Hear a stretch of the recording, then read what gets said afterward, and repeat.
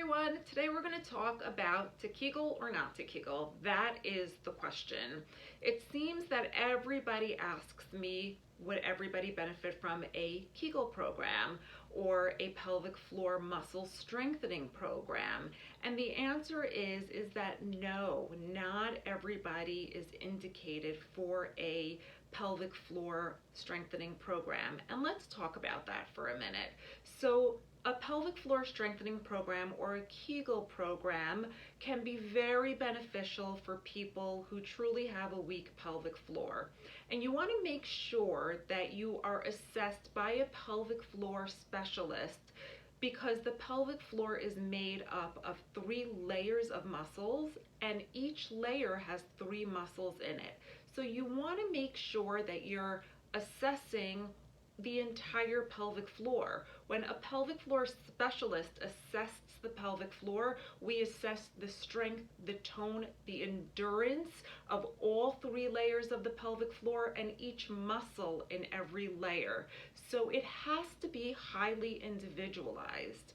We also assess for 2 kinds of muscle fibers in the pelvic floor. There are slow twitch muscle fibers, which are longer lasting, slower to fatigue muscles. These are endurance fibers. These are going to protect you when you have to go to the bathroom, but there's no bathroom for 30 minutes.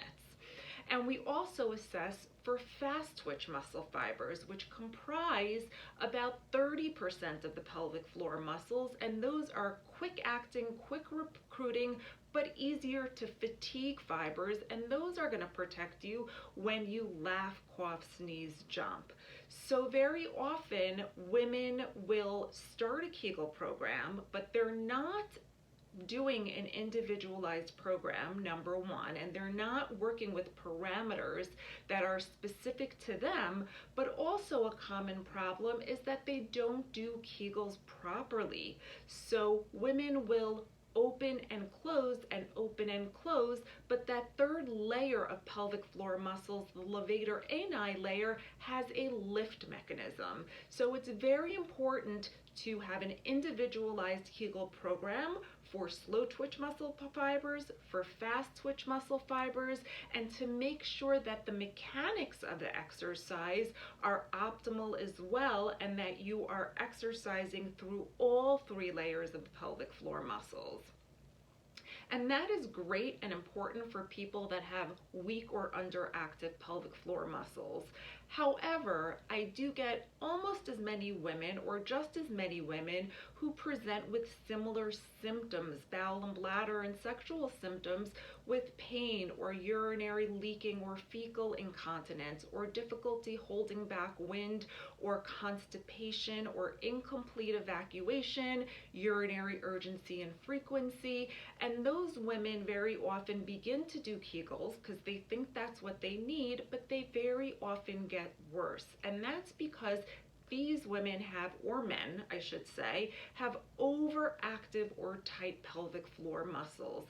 Their muscles are already shortened and they keep contracting a shortened muscle. And for these people, you will get worse if you start doing a Kegel program. For people with overactive or tight pelvic floor muscles, we need to lengthen and relax those muscles before we need to then perhaps strengthen them, but we need to lengthen before we strengthen. And with those people, we need to really work on relaxing the pelvic floor muscles. So I think it's really important to understand that a Kegel program is not a generic type of exercise.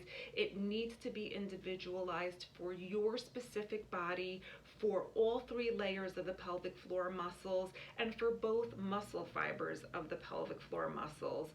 Don't forget to watch all of my YouTube videos on Pelvic Core Rehab Plus. Like my video, and don't forget to ring the bell. Have an amazing day. Looking forward to seeing you again soon.